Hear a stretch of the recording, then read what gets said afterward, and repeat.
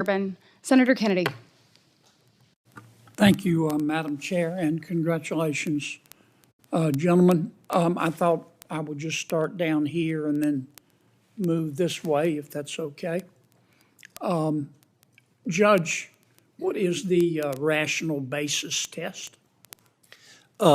Senator, I believe the rational basis test is going to be one of your least stringent tests, and whether a law has a rational basis for the outcome intended or the governmental interest that you're trying to obtain. Okay. What if the legislature or the Congress, as the case may be, doesn't list a reason? What if they just pass the statute?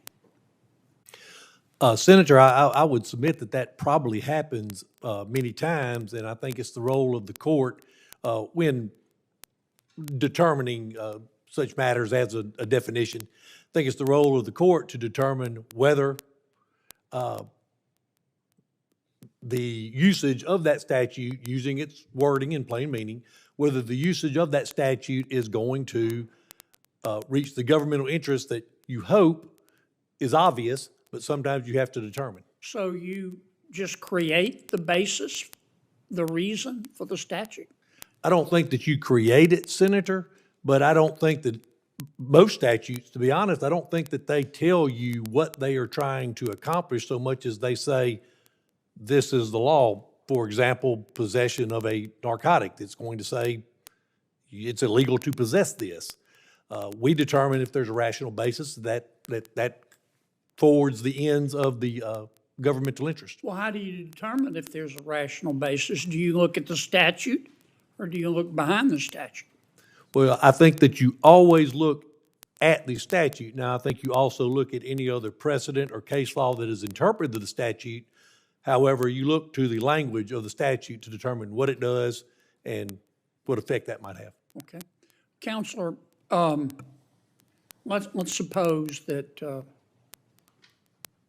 a legislature passes a statute that says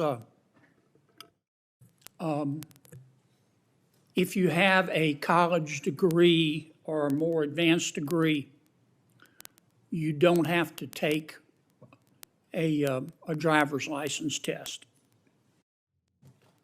And let's suppose that assume for a second that the federal court has jurisdiction over a challenge to the constitutionality of that test, of that statute, rather. What test are you going to apply, Counselor? Senator, that would be a classification that doesn't turn on any sort of protected characteristic, and so it would be a rational basis test that would apply in that instance.